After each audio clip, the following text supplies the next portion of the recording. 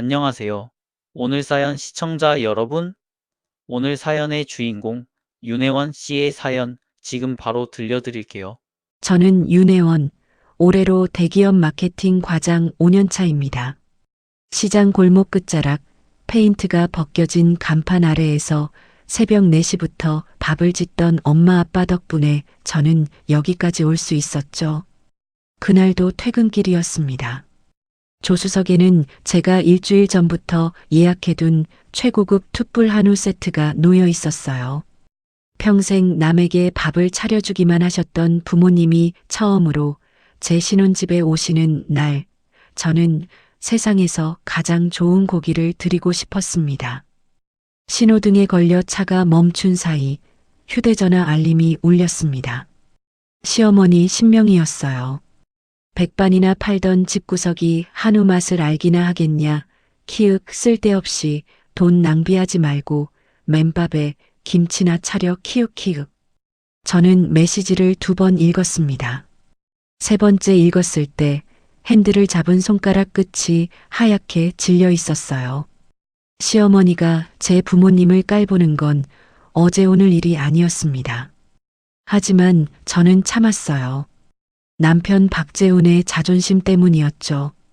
중소기업 만년 대리인 재훈이는 제 연봉의 3분의 1도 벌지 못했습니다. 그래서 저는 재훈이 체면을 세워주려고 시어머니 명의에게 매달 제 이름으로 된 가족 신용카드를 드렸어요. 한 달 한도 300만 원짜리였습니다. 명의는 그 카드로 백화점을 휘젓고 다녔어요. 명품 가방을 사고 화장품을 사고 친목 모임 사모님들 앞에서 큰 소리를 쳤죠. 전부 제 돈이었습니다. 제가 한 번이라도 씀씀이를 지적하면 재훈이가 먼저 얼굴을 찌푸렸어요. 야, 엄마한테 그게 무슨 소리야. 쪼잔하게. 재훈이는 소파에 드러누워 모바일 게임을 하면서 그렇게 말했습니다. 제가 새벽부터 밤까지 일해서 번 돈으로 아파트 대출금을 갚고 시어머니 카드값을 내고 생활비를 채우는 동안 재훈이는 단 한 번도 고맙다는 말을 한 적이 없었어요.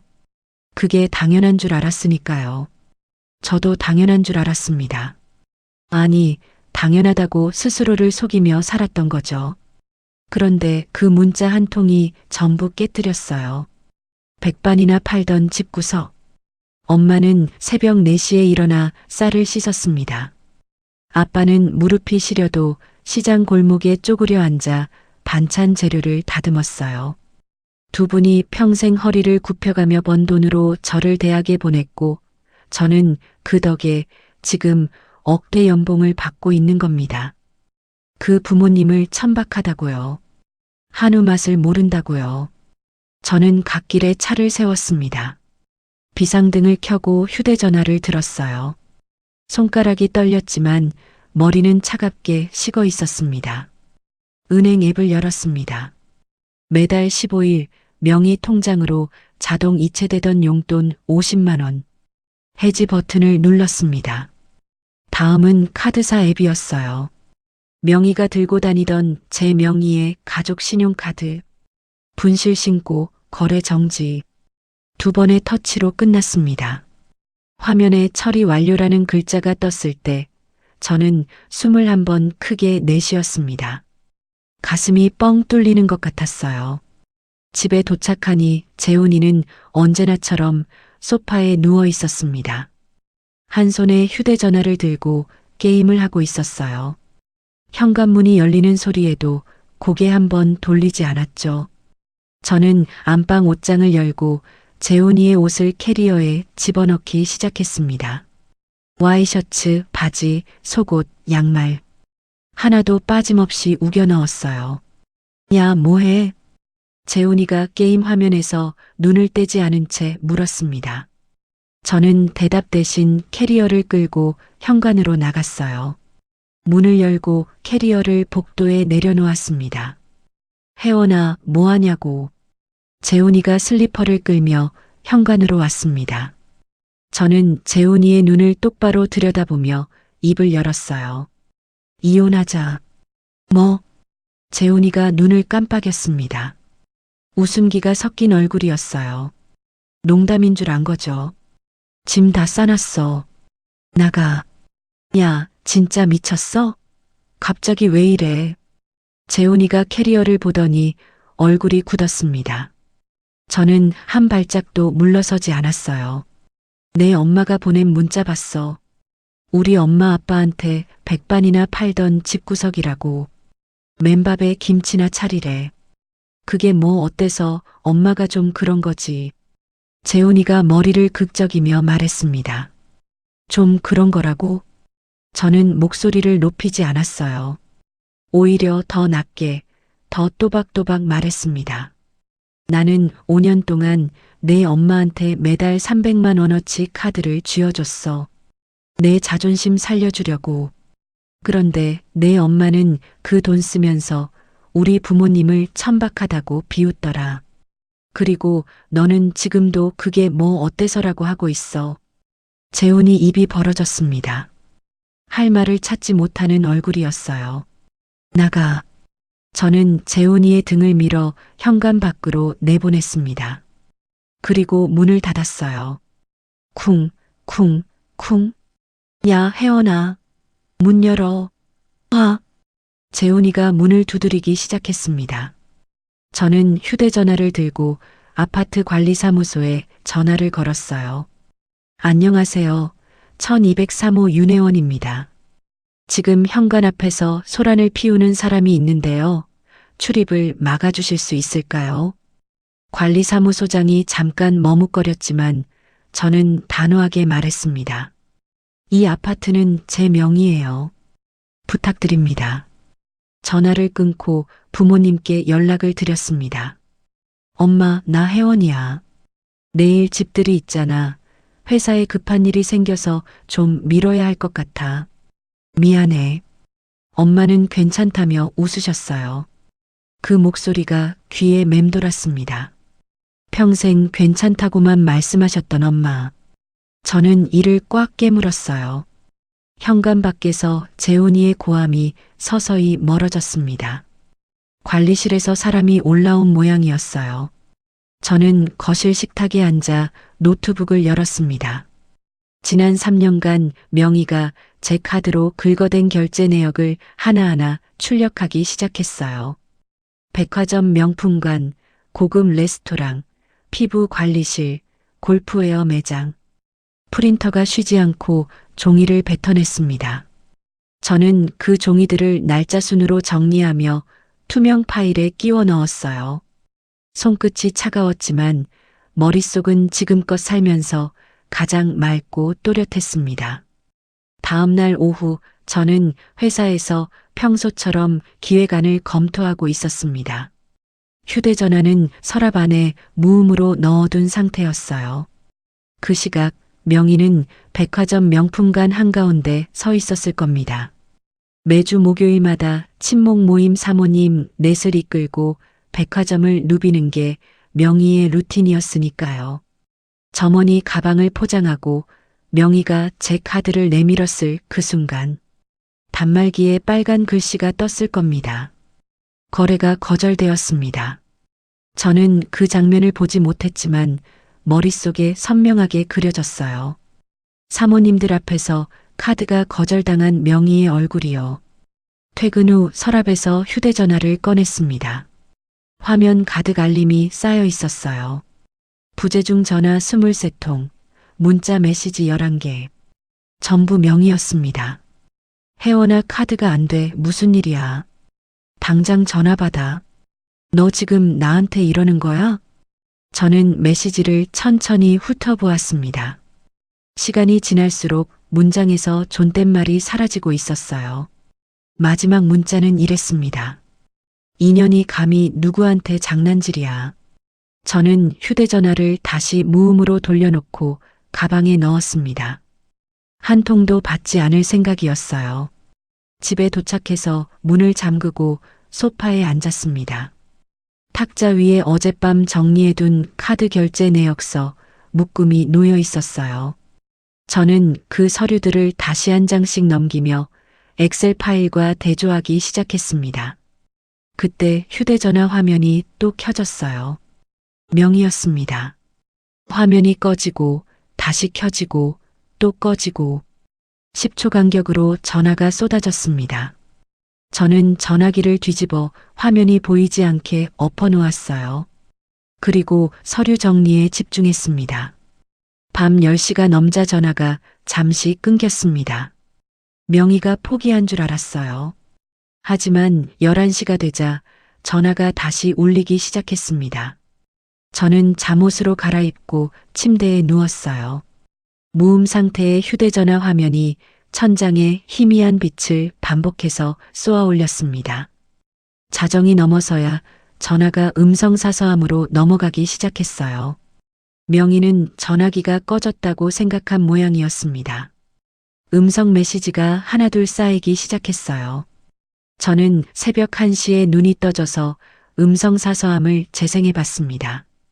이 못된 년아, 네가 감히 시어미 카드를 끊어? 네 주제에 감히?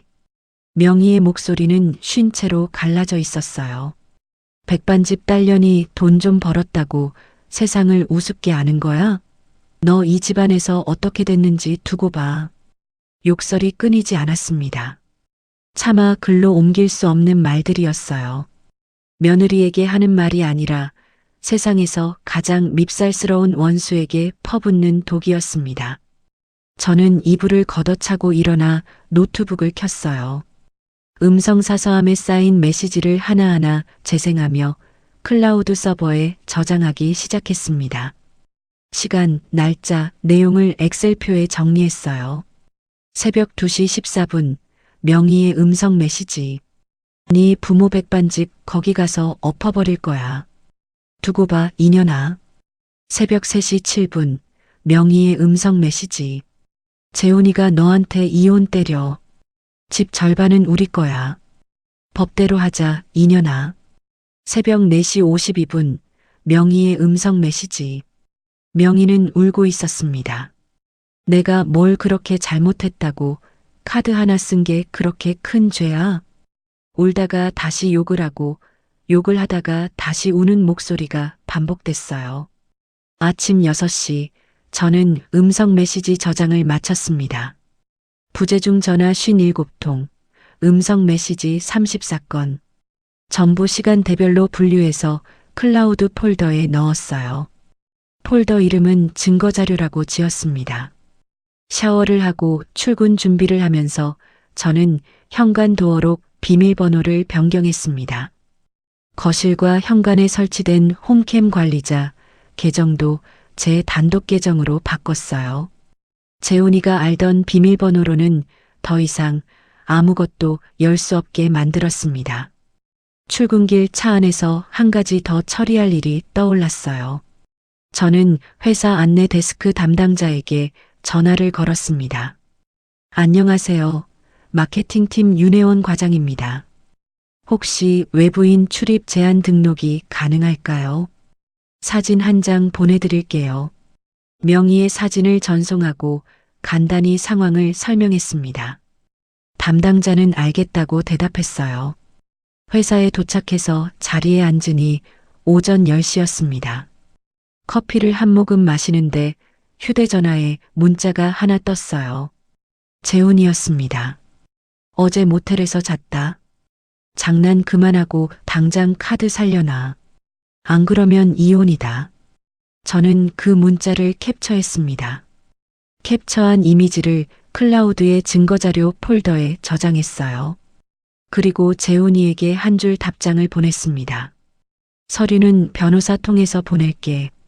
점심시간에 저는 회사 근처 편의점에서 택배 상자를 하나 샀습니다. 퇴근 후 집에 돌아와 재훈이가 미처 챙기지 못한 나머지 짐을 상자에 담았어요. 면도기, 충전기, 구겨진 운동화, 서랍 깊숙이 처박혀 있던 잡동사니들. 상자에 시댁 본가 주소를 적고 착불로 택배를 접수했습니다. 택배 기사가 상자를 들고 나가는 뒷모습을 보며 저는 현관문을 닫았어요. 그날 저녁 저는 어젯밤에 클라우드에 저장해둔 명의의 음성 메시지 목록을 다시 한번 확인했습니다. 57통의 전화, 34건의 욕설 음성. 이것들은 언젠가 반드시 쓸모가 있을 거였어요. 휴대전화를 내려놓으려는데 문자 알림이 울렸습니다. 재훈이의 번호가 아니었어요. 모르는 번호였습니다. 윤혜원 씨, 며느리 되는 사람이 시어머니 카드를 끊고 남편을 내쫓아? 재훈이 엄마가 다 얘기해줬어. 사람이 어떻게 그럴 수가 있어? 명희가 주변 사람들에게 연락을 돌리기 시작한 거였습니다. 저는 그 문자도 캡처해서 폴더에 넣었어요. 침대에 누워 천장을 바라보았습니다. 내일부터 명희와 재훈이가 본격적으로 움직일 거라는 걸 저는 알고 있었어요. 하지만 두렵지 않았습니다. 저는 이불을 끌어올리고 눈을 감았어요. 내일 아침 할 일이 많았으니까요. 며칠이 지났습니다. 명희의 전화는 하루에 서너 통으로 줄었지만 문자는 여전히 독이 묻어 있었어요. 저는 한 통도 답하지 않았습니다. 그날 오전 회사 로비 안내 데스크에서 제게 내선 전화가 걸려왔어요. 윤 과장님, 등록해 주셨던 분이 방금 로비에 오셨는데요. 보안팀에서 맡고 있습니다. 명희가 제 회사까지 찾아온 거였습니다. 저는 수화기를 내려놓고 잠시 눈을 감았어요. 가슴이 뛰었지만 자리에서 일어나지 않았습니다. 10분쯤 지나 안내 데스크에서 다시 연락이 왔어요. 보안 요원이 밖으로 안내했습니다. 많이 소란스러우셨는데 괜찮으시죠? 네, 감사합니다. 저는 짧게 대답하고 전화를 끊었습니다. 명희가 로비에서 어떤 꼴을 당했는지 굳이 확인하고 싶지 않았어요. 다만 한 가지는 분명했습니다. 돈줄이 막히니까 직접 찾아오기 시작한 거였죠. 점심시간에 휴대전화를 확인하니 재훈이에게서 문자가 와 있었어요. 엄마가 내 회사에서 끌려 나왔다. 사람한테 이게 무슨 짓이야. 당장 카드 살려놔. 안 그러면 진짜 이혼이다. 저는 코웃음이 나왔습니다. 당장 카드를 살려놓지 않으면 이혼이라니. 제가 먼저 이혼을 통보한 사람인데요. 그 문자도 캡처해서 폴더에 저장했어요. 퇴근 후 집에 와서 샤워를 하고 머리를 말리는데 휴대전화가 울렸습니다. 엄마였어요. 엄마, 왜? 혜원아. 엄마 목소리가 떨리고 있었습니다. 저는 수건을 내려놓았어요. 혜원아, 아까 식당에 사람이 하나 왔는데 심장이 쿵 내려앉았습니다. 누가 왔어, 엄마? 내 시어머니라고, 그분이. 엄마가 말을 잇지 못했어요. 저는 신발을 신고 현관문을 열었습니다. 엄마, 거기 있어. 지금 갈게. 차를 몰고 가는 동안 파출소에서 전화가 왔어요. 엄마와 아빠가 파출소에 계시다고 했습니다. 저는 핸들을 꺾어 파출소로 방향을 틀었어요. 파출소에 도착하니 엄마가 긴 의자에 앉아 계셨습니다. 아빠가 엄마 옆에서 엄마의 손등을 휴지로 누르고 계셨어요. 손등에서 피가 배어나오고 있었습니다. 엄마. 저는 달려가 엄마 앞에 무릎을 꿇었어요. 엄마 손등에 반찬 그릇 파편에 긁힌 상처가 나 있었습니다. 괜찮아, 혜원아. 별거 아니야. 엄마가 억지로 웃으며 말씀하셨어요. 아빠는 아무 말 없이 엄마 손등만 누르고 계셨습니다. 아빠의 무릎에 밥풀이 묻어 있었어요. 저는 파출소 담당 경찰관에게 물었습니다. 무슨 일이 있었는지 정확하게 알 수 있을까요? 경찰관이 조서를 보며 말했어요. 오후 12시 30분경 신고자의 식당에 60대 여성이 들어와 손님들이 먹고 있던 밥상을 엎고 반찬 그릇을 바닥에 던졌습니다. 식당 주인분이 말리려 하자 바닥에 드러누워 폭행당했다고 소리를 질렀고 주변 상인분들이 112에 신고하셨습니다. 저는 주먹을 꽉 쥐었습니다. 손톱이 손바닥에 파고들었어요. 그 사람 지금 어디 있어요? 경찰관이 파출소 안쪽 조사실을 가리켰습니다. 저는 고개를 돌렸어요. 조사실 유리창 너머로 명희가 보였습니다. 의자에 앉아 팔짱을 끼고 있었어요. 얼굴에 반성은커녕 분노가 가득했습니다. 명희가 유리창 너머로 저와 눈이 마주쳤어요. 명희가 벌떡 일어나 조사실 문 쪽으로 다가오며 소리를 질렀습니다. 윤혜원, 내가 카드를 끊으니까 내가 이 꼴이 된 거야. 당장 살려놔, 그 카드. 경찰관이 명희를 말렸지만 명희는 막무가내였어요. 집 절반 뺏기기 싫으면 카드 살려내. 알아들어? 명희가 조사실 문틈으로 손가락질을 하며 악을 썼습니다. 경찰관 2명이 명희를 다시 의자에 앉혔어요. 저는 명희를 바라보았습니다. 아무 말도 하지 않았어요. 입을 열면 욕이 쏟아질 것 같았고 주먹을 들면 제가 지는 거였으니까요. 이를 꽉 깨물었습니다. 턱이 아플 정도로 깨물고 또 깨물었어요. 저는 고개를 돌려 엄마에게 다가갔습니다. 엄마의 어깨를 2팔로 감싸 안았어요. 엄마, 미안해. 내가 늦어서 미안해. 엄마가 제 등을 토닥이며 말씀하셨어요. 아이고, 아니야. 괜찮다니까. 아빠가 저를 바라보셨습니다. 아빠의 눈가가 벌겋게 부어 있었어요. 평생 시장 골목에서 묵묵히 일만 하시던 아빠가 아무 말 없이 저를 바라보고 있었습니다. 저는 아빠의 손을 잡았어요. 아빠 손에서 된장 냄새가 났습니다. 새벽부터 반찬을 만지셨던 거죠. 아빠, 나 이거 절대 그냥 안 넘어가. 아빠가 고개를 끄덕이셨어요. 파출소를 나서기 전 저는 담당 경찰관에게 부탁했습니다. 식당에 방범 카메라가 있어요. 영상 확보해 주실 수 있을까요? 네, 내일 가게 주인분과 함께 오시면 열람 절차 안내해 드리겠습니다. 저는 부모님을 집까지 모셔다 드렸어요. 엄마의 손등에 연고를 발라드리고 아빠에게 따뜻한 물을 한 잔 드렸습니다. 부모님 집을 나서면서 저는 현관문 앞에서 2분을 안았어요. 엄마, 아빠, 나 반드시 갚아드릴게. 법대로 제대로. 집으로 돌아오는 차 안에서 저는 휴대전화 검색창에 글자를 입력했습니다. 이혼 전문 대형 로펌. 검색 결과 맨 위에 뜬 사무실에 상담 예약을 넣었어요. 다음 날 아침 저는 5년치 급여 명세서, 아파트 대출금 상환 내역서, 명의의 카드 결제 내역 출력물을 서류 가방에 넣고 집을 나섰습니다. 로펌 사무실 문을 열고 들어가니 안쪽 책상에서 서 변호사가 일어섰어요. 안경 너머로 저를 보며 악수를 건넸습니다. 윤혜원 씨, 앉으시죠. 저는 의자에 앉아 가방에서 서류 묶음을 꺼냈습니다. 5년간의 수입 내역, 아파트 대출 상환 증명서, 명의의 카드 사용 내역, 57통의 음성 메시지 기록 목록. 전부 날짜 순으로 정리된 서류들을 책상 위에 올려놓았어요.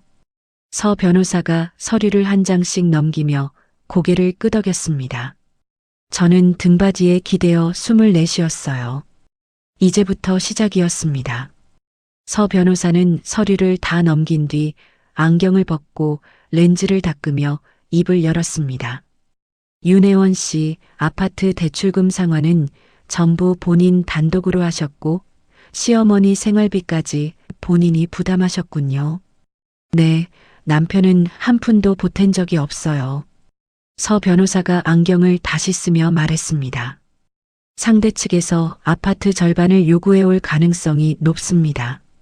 하지만 자금 흐름이 이 정도로 깔끔하면 방어가 충분합니다. 다만 공격 카드도 필요해요. 공격이요? 남편 쪽의 금융거래 내역을 법원을 통해 전부 들여다볼 수 있습니다.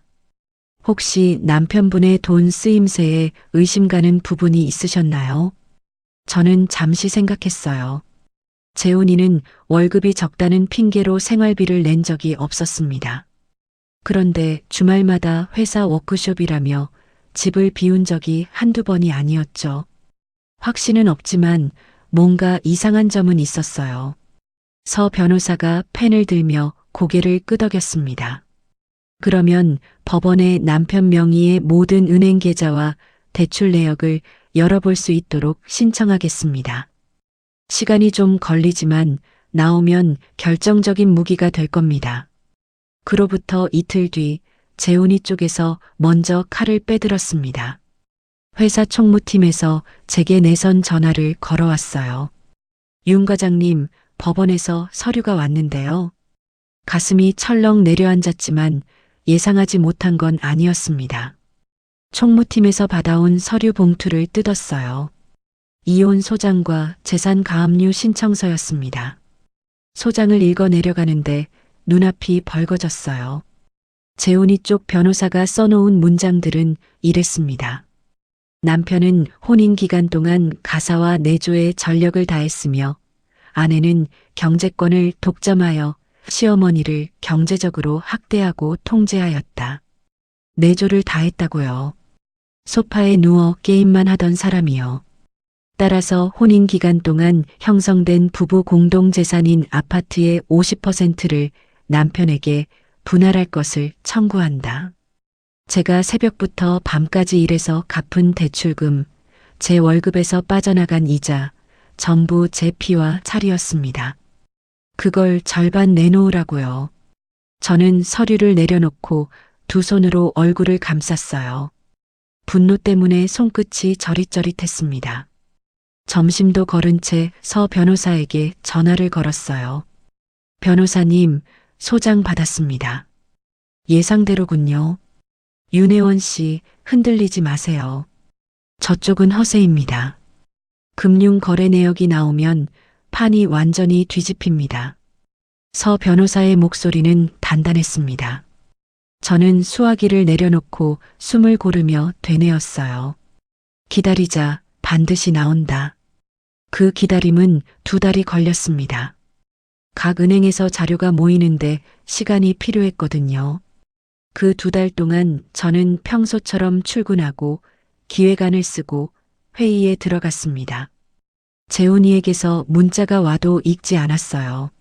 명희에게서 전화가 와도 받지 않았습니다. 무대응이 가장 강한 무기라는 걸 저는 알고 있었으니까요. 2달 뒤 서 변호사에게서 연락이 왔습니다.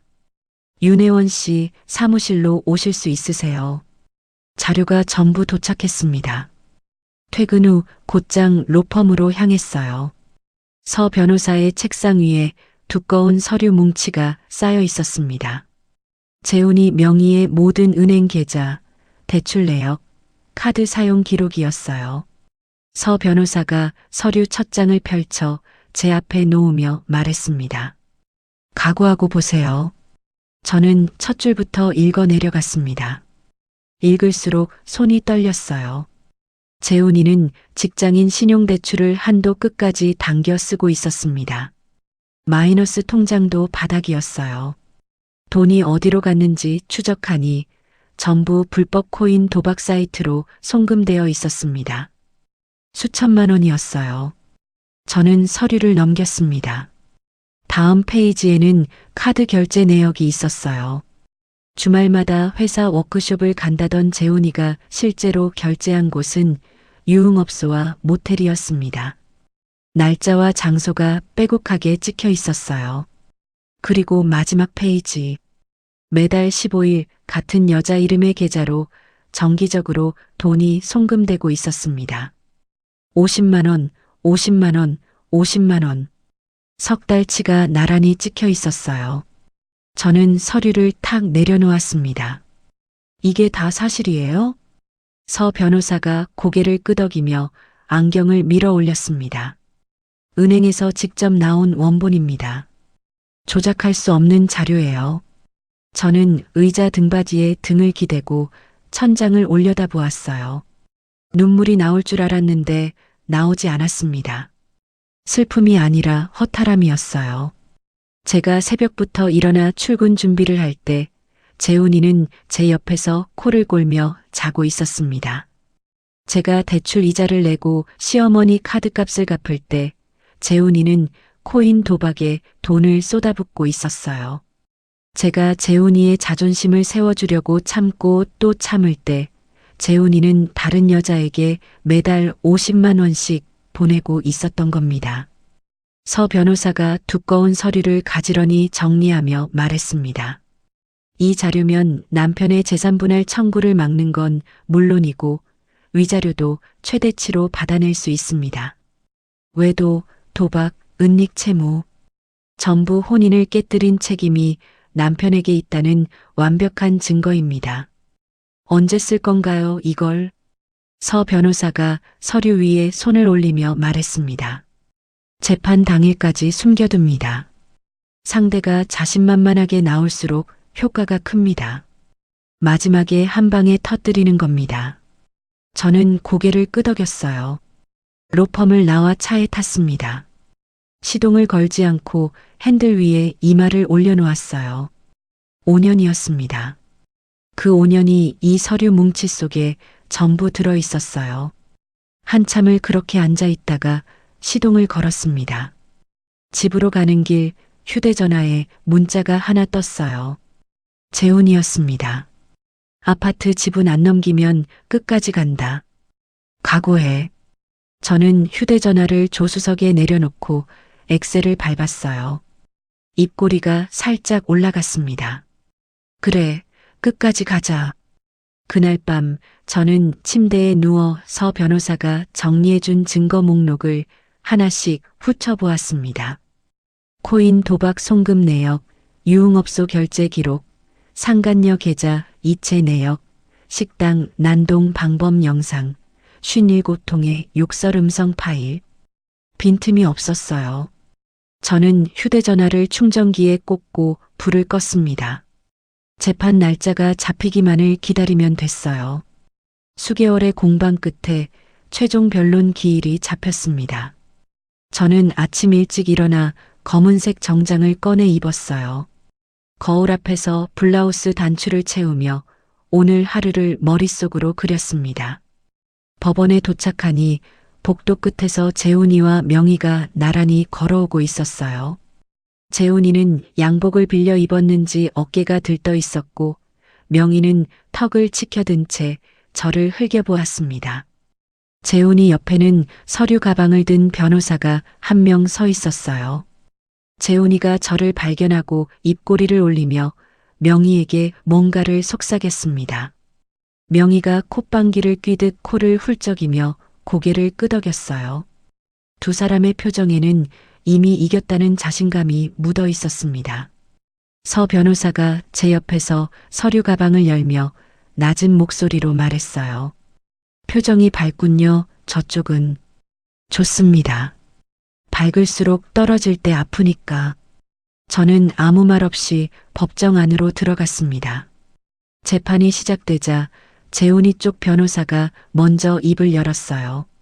재판장님, 피고 박재훈은 혼인 기간 동안 가정을 위해 헌신했으며 원고 윤혜원은 경제권을 독점하여 시어머니를 학대하고 남편을 일방적으로 내쫓았습니다. 혼인 중 형성된 공동재산인 아파트의 50%를 분할해 주실 것을 요청드립니다. 재훈이가 고개를 꼿꼿이 세우고 앉아 있었어요. 명희는 방청석에서 팔짱을 끼고 만족스러운 얼굴로 아들을 바라보고 있었습니다. 재판장이 서 변호사를 향해 고개를 돌렸어요.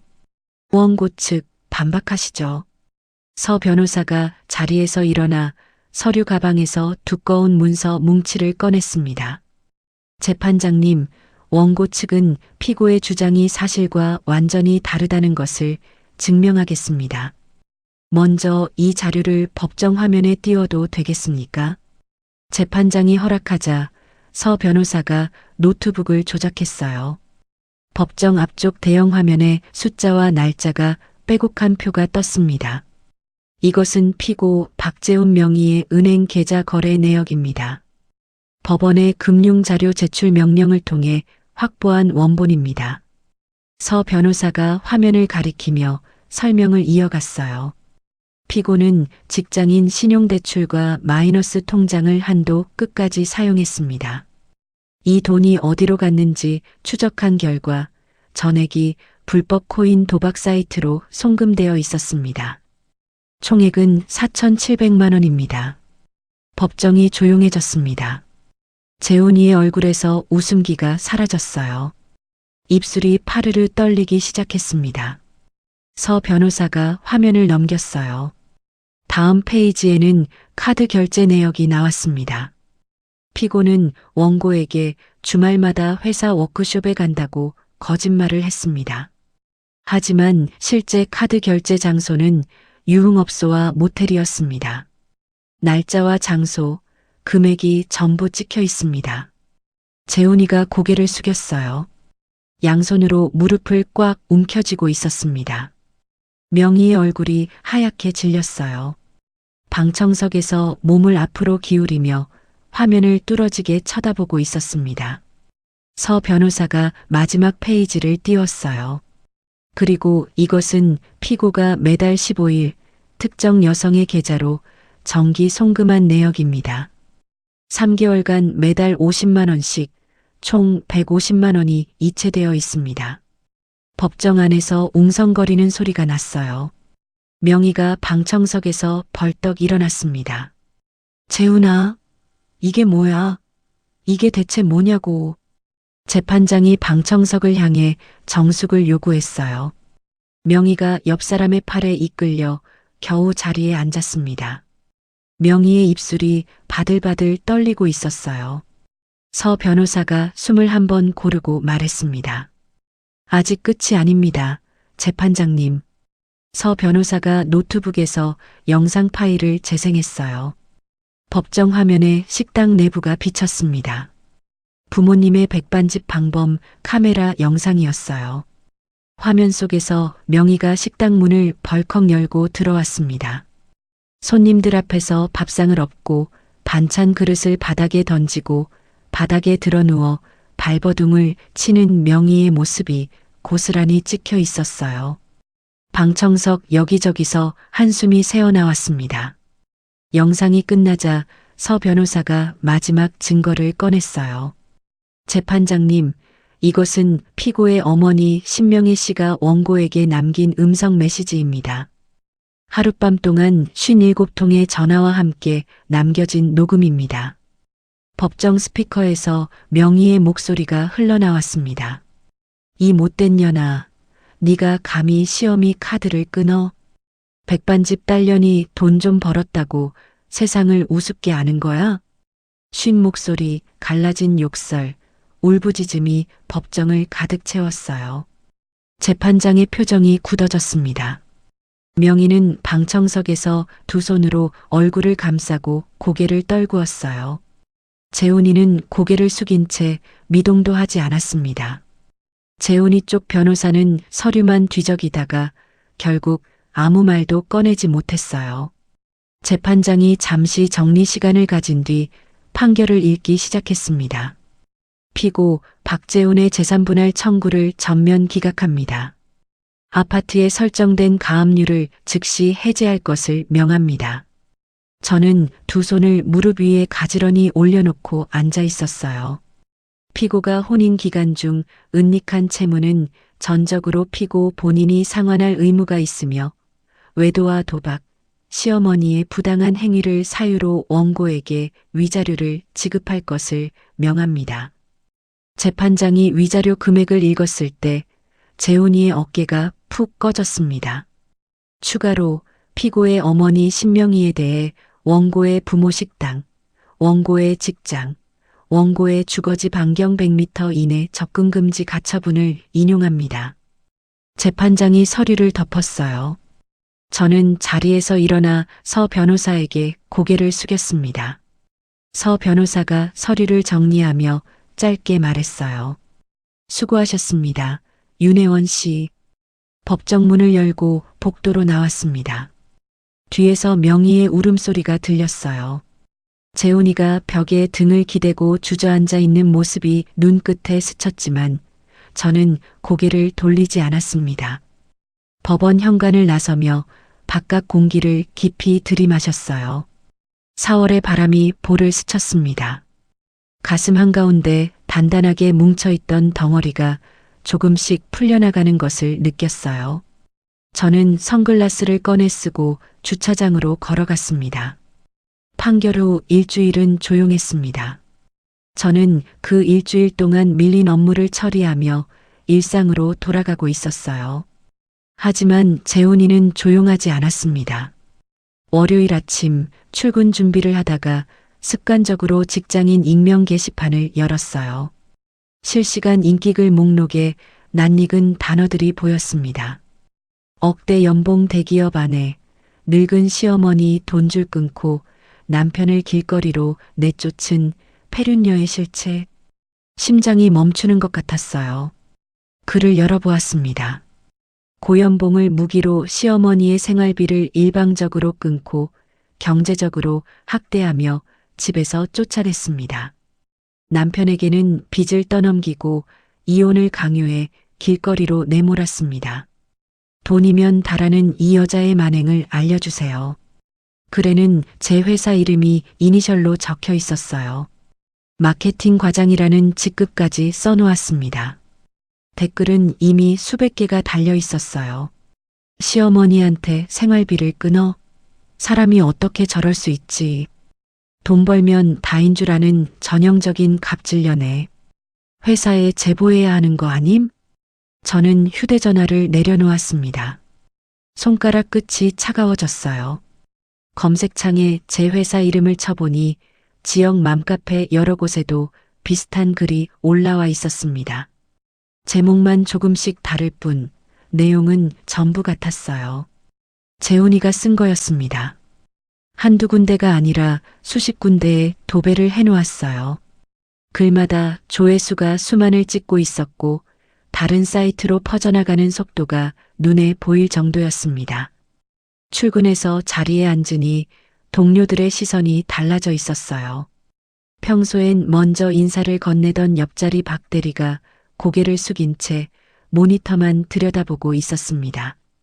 뒤쪽에서 수군거리는 소리가 들렸지만 고개를 돌리지 않았어요.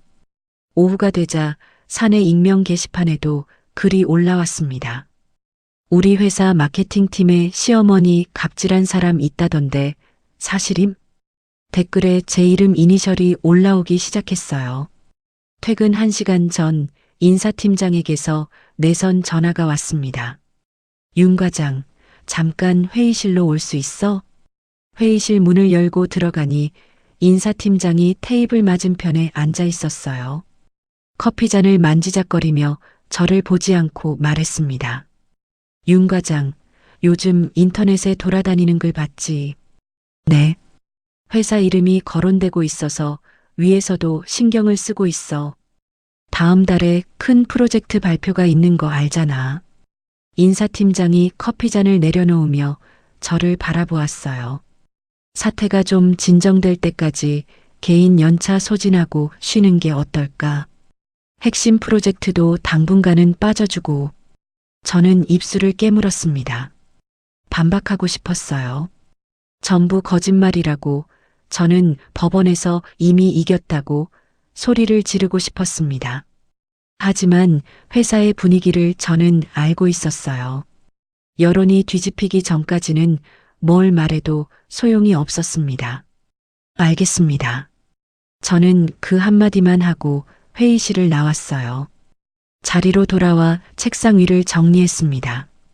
서랍에서 개인 물건을 꺼내 가방에 넣고 컴퓨터를 껐어요. 옆자리 박 대리가 슬쩍 저를 쳐다보았지만 저는 눈을 마주치지 않았습니다.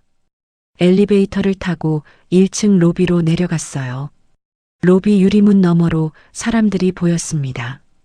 카메라를 든 사람 서너시 입구 앞에 서 있었어요. 저는 멈춰섰습니다. 안내 데스크 직원이 저를 보며 난처한 표정을 지었어요.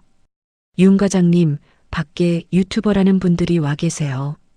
아까부터 인터뷰를 요청하고 있는데 맘카페 글을 보고 몰려든 사이버 레카 유튜버들이었습니다. 저는 선글라스를 꺼내 쓰고 유리문을 밀었어요. 저기요, 윤혜원 씨 맞죠? 시어머니 갑질 의혹에 대해 한 말씀만 해주세요. 며느리가 생활비를 끄는 게 사실인가요? 카메라 렌즈가 제 얼굴 앞까지 들이밀어졌습니다. 플래시가 터졌어요. 저는 고개를 숙이고 걸음을 빨리 했습니다. 도로변에서 택시를 잡아탔어요. 문을 닫는 순간에도 유튜버 한 명이 창문을 두드리며 카메라를 들이밀었습니다. 기사님, 출발해 주세요. 택시가 움직이기 시작하자 저는 등받이에 머리를 기대고 눈을 감았어요. 위장이 쥐어짜듯 아팠습니다. 아침부터 아무것도 먹지 못한 탓이기도 했지만 그것만은 아니었어요. 법원에서 이겼습니다. 증거로 증명했습니다. 판사가 제 손을 들어줬습니다. 그런데 지금 저는 쫓겨나듯 회사를 나왔고 카메라 앞에서 도망쳤어요. 재훈이와 명희는 법정에서 졌지만 익명 게시판이라는 다른 전장을 골랐던 겁니다. 이름을 숨기고 거짓말을 뿌리면 진실은 소문의 속도를 이길 수 없었어요. 집에 도착해서 현관문을 닫고 신발을 벗었습니다. 거실 소파에 앉지도 못하고 바닥에 주저앉았어요. 위장이 또 뒤틀렸습니다. 두 손으로 배를 감싸 쥐고 이를 악물었어요. 한참을 그렇게 바닥에 앉아 있다가 고개를 들었습니다. 이대로는 안 돼. 거짓말에는 거짓말보다 강한 걸로 맞서야 해. 저는 바닥에서 일어나 세수를 하고 거실 탁자 앞에 앉았어요. 노트북을 열고 화면을 켰습니다. 재훈이의 거짓말을 부술 수 있는 건 팩트뿐이었습니다. 그리고 그 팩트는 이미 제 손에 있었어요. 저는 클라우드 서버에 접속해 증거 폴더를 열었습니다. 법원 판결문, 경찰 고소 접수증, 카드 내역, 음성 파일.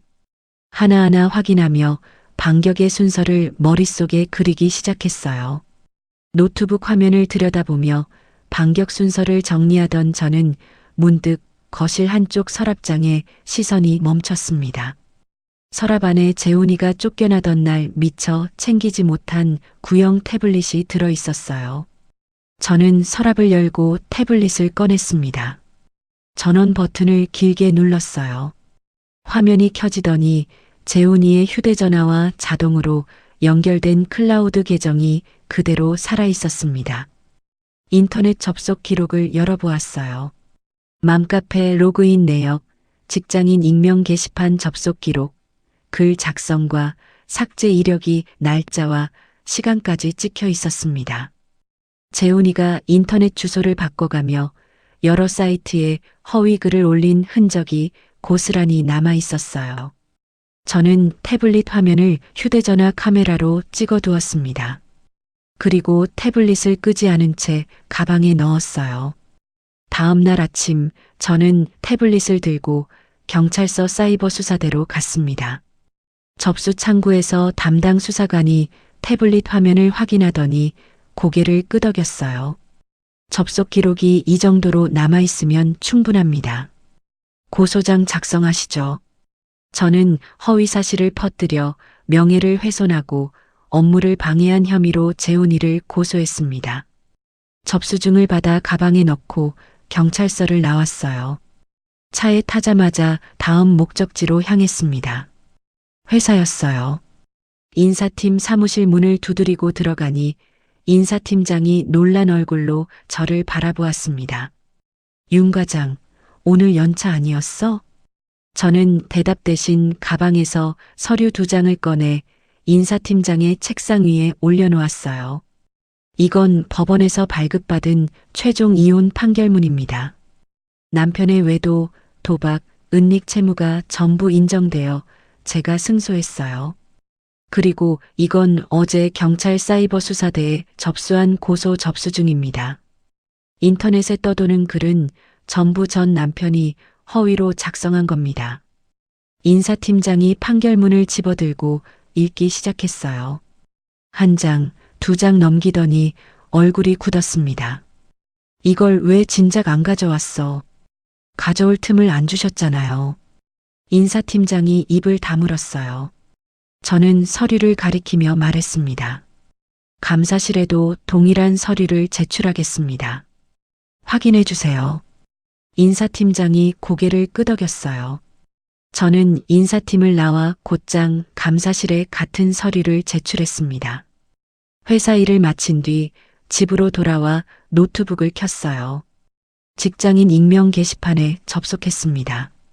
저는 글을 쓰기 시작했어요. 제목은 간단하게 지었습니다. 시어머니 갑질 폐륜녀 글에 대한 사실 확인입니다. 본문에는 감정을 싣지 않았어요. 경찰 사이버 수사대 고소 접수증 사본을 첨부했습니다. 재훈이의 코인 도박 송금 내역을 이름만 가린 채 올렸어요. 상간녀 계좌로 매달 이체된 기록도 날짜와 금액을 그대로 첨부했습니다. 마지막에는 법원 판결문에서 남편의 모든 책임이 인정된 부분을 캡처해서 붙였어요. 글의 마지막 줄에는 이렇게 적었습니다. 허위글 작성자는 현재 경찰 수사 중입니다. 퍼간 글을 삭제하지 않은 분들도 법적 책임을 물을 수 있습니다. 게시 버튼을 누르고 노트북을 덮었어요. 2시간 뒤 다시 열어보니 댓글 분위기가 완전히 바뀌어 있었습니다. 판결문 실화? 남편이 코인 도박에 외도까지? 시어머니가 식당 엎은 건 진짜였구나. 이 여자가 피해자였네. 허위글 쓴 남편 신상 아는 사람? 조회수가 치솟으며 글이 다른 사이트로 퍼져나가기 시작했어요. 이번에는 저를 욕하는 글이 아니라 재훈이를 추적하는 글이었습니다. 다음 날 오전 인사팀장에게서 전화가 왔어요. 윤 과장, 경영진 회의 끝났어. 내일부터 복귀해줘. 프로젝트 팀장 자리 비어 있으니까 바로 들어가고. 인사팀장이 잠시 말을 멈추었다가 낮은 목소리로 덧붙였습니다. 그리고 연차 소진 거는 미안하게 됐어. 경영진도 사과의 뜻을 전해달라고 했어. 알겠습니다. 전화를 끊고 저는 소파에 등을 기대었어요. 천장을 바라보며 숨을 길게 내쉬었습니다. 아직 끝이 아니었어요. 유튜버들이 남아 있었습니다. 저는 노트북을 다시 열고 며칠 전 제게 카메라를 들이밀었던 유튜버들의 채널을 하나씩 찾았어요. 채널마다 명의가 가짜 눈물을 흘리며 인터뷰하는 영상이 올라와 있었습니다. 조회수가 수십만을 찍고 있었어요. 저는 각 채널의 비즈니스 이메일 주소를 찾아 메일을 보냈습니다. 메일에는 부모님 식당 방범 카메라 원본 영상 파일과 명의의 57통 욕설 음성 파일을 첨부했어요. 본문에는 한 줄만 적었습니다. 3일 이내에 정정 방송이 없을 경우 언론중재위원회 신청 및 민사, 형사 소송을 진행하겠습니다. 하루가 지나자 유튜버들이 움직이기 시작했어요. 명의의 인터뷰 영상을 내리더니 그 자리에 새로운 영상을 올렸습니다. 시어머니 갑질 사건의 충격적 반전, 진짜 피해자는 며느리였다. 실시간 스트리밍으로 식당 난동 방범 카메라 영상이 재생되고 명의의 욕설 음성이 공개되었어요. 유튜버들은 어제까지 명의 편을 들었던 입으로 재훈이와 명의의 만행을 고발하기 시작했습니다. 댓글창이 불타올랐어요. 시어머니가 남의 식당에서 밥상을 엎었다고? 남편은 아내 돈으로 도박하고 바람 피우고 들키니까 여론전을 한 거네. 이거 전과 기록 남는 거 아님? 남편 인생 끝났다. 다음 날 재훈이의 회사에서도 소문이 돌았습니다. 인터넷에 박제된 재훈이의 이름과 행적을 동료들이 전부 확인한 거였어요. 재훈이는 그날 오후 품위 유지 위반으로 회사에서 해고 통보를 받았습니다. 명의도 마찬가지였어요. 동네 사람들이 유튜브 영상을 돌려보기 시작하면서 명의를 아는 사람들은 전부 등을 돌렸습니다. 친목 모임 사모님들도 연락을 끊었어요. 명의는 골목에서 마주치는 이웃들의 시선을 피해 고개를 숙이고 다녀야 했습니다. 저는 노트북을 덮고 자리에서 일어났어요. 부엌에서 물 한 잔을 따라 마시며 창밖을 바라보았습니다. 해가 지고 있었어요. 저녁 노을이 아파트 유리창에 번지고 있었습니다. 저는 휴대전화를 들어 엄마에게 전화를 걸었어요. 엄마, 나 혜원이야. 이번 주말에 시간 되시지? 아빠랑 같이 저녁 먹으러 나오세요. 내가 좋은데 예약해 놓을게. 엄마가 웃으시며 대답하셨어요. 그래, 알았다. 전화를 끊고 저는 레스토랑 검색을 시작했습니다. 판결 후 2달이 지났습니다. 재훈이는 허위사실 유포와 명예훼손 혐의로 재판을 받았어요. 징역형의 집행유예가 선고되었고 재훈이의 이름 옆에는 전과 기록이 붙었습니다. 저는 재훈이의 유일한 재산이었던 중고 자동차와 통장 잔고에 가압류를 걸었어요. 위자료 명목으로 남은 돈을 1원까지 강제로 회수했습니다. 재훈이 통장에는 아무것도 남지 않았어요. 제 카드가 막힌 뒤 명의는 그동안 긁어댄 명품 할부금을 감당하지 못했습니다. 카드사에서 독촉장이 날아왔고 결국 명의는 신용불량자가 되었어요. 매일 찾아오는 채권 추심원들을 피해 명의는 살던 집을 빼고 한 평짜리 고시원으로 들어갔습니다. 직장을 잃고 정가자가 된 재훈이는 코인 빚과 위자료를 갚기 위해 일용직 현장을 떠돌아야 했어요. 아내의 연봉에 기대어 소파에서 게임이나 하던 사람이 새벽 5시에 일어나 안전모를 쓰고 현장으로 나가는 신세가 된 겁니다. 저는 그 소식을 누군가에게 전해 들은 게 아니었어요. 우연이었습니다. 금요일 오후 차를 몰고 시내를 지나는데 사거리 횡단보도 앞에서 신호에 걸렸어요. 창밖으로 고개를 돌렸는데 인도 위에서 전단지를 돌리고 있는 사람이 눈에 들어왔습니다. 명이었어요. 머리카락이 부스스하게 흘러내린 채 구겨진 조끼를 입고 지나가는 사람들에게 전단지를 내밀고 있었습니다. 사람들은 손사래를 치며 명의를 지나쳤어요. 명의의 어깨가 움츠러들어 있었습니다. 백화점 명품관에서 사모님들을 이끌고 가방을 고르던 그 사람이 맞는지 의심이 들 정도였어요. 신호가 바뀌었습니다. 저는 선글라스를 고쳐 쓰고 엑셀을 밟았어요. 명의의 모습이 사이드미러에서 점점 작아지다가 사라졌습니다. 그 주 수요일 회사에서 좋은 소식이 있었어요. 인사팀장이 제 자리로 찾아왔습니다. 윤 과장, 아니, 이제 부장이라고 해야 하나? 인사팀장이 종이 한 장을 제 책상 위에 올려놓으며 말했어요. 승진 인사 발령 났어. 최연소 부장이야. 축하해. 주변 동료들이 박수를 쳤어요. 저는 발령장을 들고 글자를 한번 읽었습니다. 마케팅 본부 윤혜원 부장. 감사합니다. 저는 짧게 인사하고 발령장을 서랍에 넣었어요. 기쁘지 않은 건 아니었지만 그 순간 제일 먼저 떠오른 건 부모님 얼굴이었습니다. 퇴근 후 집에 와서 휴대전화를 들었어요. 저장해둔 레스토랑 번호로 전화를 걸었습니다. 안녕하세요. 이번 주 토요일 저녁 7시에 3명 예약하고 싶은데요. 툭불 한우 코스로 부탁드립니다. 토요일 저녁 저는 부모님을 모시고 강남의 한우 전문점에 들어섰어요. 입구에서 직원이 안내해준 개인 룸에 자리를 잡았습니다. 엄마가 메뉴판을 보시더니 눈을 동그랗게 뜨셨어요. 혜원아, 이거 한 접시에 이 가격이야? 엄마, 오늘은 내가 쏘는 거야. 메뉴판 내려놔. 아빠가 두리번거리며 실내를 둘러보셨어요. 나무로 된 벽과 은은한 조명이 비치는 식당 안이 어색하신 모양이었습니다. 이런 데는 처음 와보네.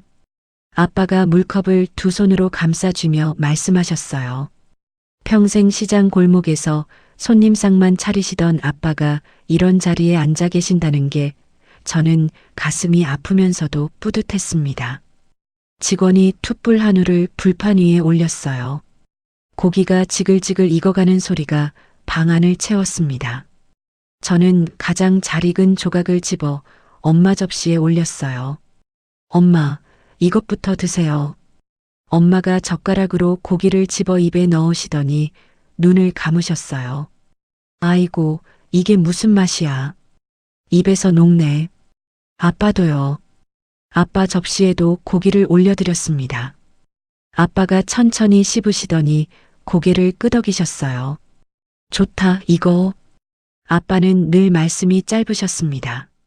하지만 그 두 글자에 담긴 표정을 저는 읽을 수 있었어요. 아빠의 눈가가 촉촉하게 젖어 있었거든요. 엄마가 고기를 한 점 더 드시며 말씀하셨어요. 혜원아, 너 그동안 고생 많았다. 엄마가 다 알아.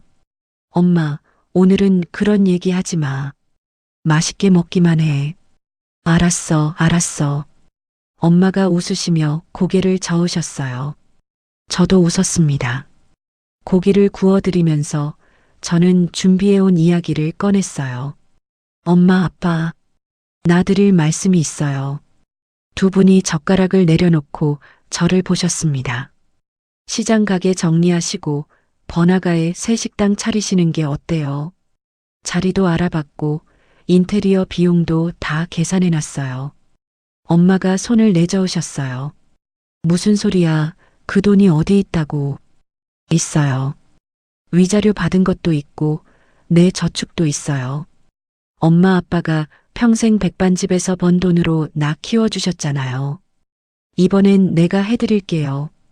아빠가 물컵을 내려놓으셨어요. 아빠의 손이 떨리고 있었습니다. 혜원아. 네, 아빠. 고맙다. 아빠가 고개를 숙이셨어요. 엄마가 냅킨으로 눈가를 누르셨습니다. 저도 코끝이 시큰했지만 웃으며 불판 위에 고기를 한 점 더 올렸어요. 울지 마세요. 고기 식어요. 엄마가 웃음 섞인 목소리로 말씀하셨어요. 이 녀석이 엄마가 언제 울었어. 세 식구가 웃었습니다. 불판 위에서 고기가 노릇하게 익어가고 있었어요. 그로부터 석 달 뒤 부모님의 낡은 시장 백반집은 문을 닫았습니다. 그리고 번화가 대로변의 깔끔한 모던 한식당이 새로 문을 열었어요. 간판에는 엄마가 직접 고른 이름이 적혀 있었습니다. 개업 첫날 엄마와 아빠가 새 앞치마를 두르고 주방에 나란히 서 계셨어요. 환한 조명 아래서 엄마가 쌀을 씻고 아빠가 반찬을 다듬는 모습은 시장 골목에서와 똑같았지만 두 분이 어깨는 전보다 훨씬 펴져 있었습니다. 저는 그 모습을 휴대전화 카메라에 담아두었어요. 금요일 밤 샤워를 마치고 거실 소파에 편하게 누웠습니다. 한 손에는 시원한 캔맥주, 옆에는 치킨 한 마리가 놓여 있었어요. 휴대전화를 열어 통장 잔고를 확인했습니다. 더 이상 명의의 카드값을 채워 넣을 필요도 없고 재훈이의 체면을 세워주기 위해 돈을 쓸 필요도 없었어요. 매달 월급이 들어오면 오롯이 제 통장에 쌓였습니다. 맥주를 한 모금 마시고 치킨 다리를 한 입 베어 물었어요. 텔레비전에서는 예능 프로그램이 흘러나오고 있었습니다. 조용한 거실, 아무도 없는 소파, 간섭하는 사람 하나 없는 금요일 밤. 저는 맥주캔을 탁자에 내려놓고 천장을 바라보았어요. 가슴 깊은 곳에 마지막으로 남아있던 묵직한 덩어리가 말끔하게 사라진 자리에 가볍고 따뜻한 공기가 채워지고 있었습니다. 저는 눈을 감고 웃었어요. 여러분, 윤혜원 씨는 5년 동안 참 많은 걸 감당했더라고요. 남편의 자존심을 세워준다는 이유로 매달 수백만 원을 시댁에 갖다 바치면서도 돌아온 건 감사가 아니라 모욕이었죠. 그런데 여러분, 이 사연에서 제가 가장 인상 깊었던 건 혜원 씨가 한 번도 감정적으로 폭발하지 않았다는 거였어요. 시어머니가 57통의 전화로 쌍욕을 퍼부을 때도, 부모님 식당이 난장판이 됐을 때도, 인터넷에 거짓말이 도배됐을 때도 이를 악물고 증거를 모았더라고요. 한 건 빠짐없이요. 사람이 누군가에게 진심으로 잘해주면 상대도 알아줄 거라고 믿잖아요. 그런데 이 사연을 보면 꼭 그렇지 않더라고요. 내가 쏟아붓는 진심을 당연하게 여기는 사람한테는 아무리 잘해줘도 소용이 없었습니다. 혜원 씨가 정말 대단했던 건 그 사실을 깨달은 순간 미련 없이 돌아섰다는 거예요. 흔들리지 않고 자기 자신을 지켜낸 거죠. 혹시 지금 누군가를 위해 자기 자신을 깎아내고 계신 분이 있다면 한 번쯤 생각해 보셨으면 합니다. 그 희생을 당연하게 받아먹는 사람이라면 내가 지켜야 할 건 그 사람이 아니라 나 자신이라는 거요. 이야기를 끝까지 들어주신 분이 계시다면 오늘 이야기를 어떻게 들으셨는지 댓글 하나만 남겨주세요. 감사합니다.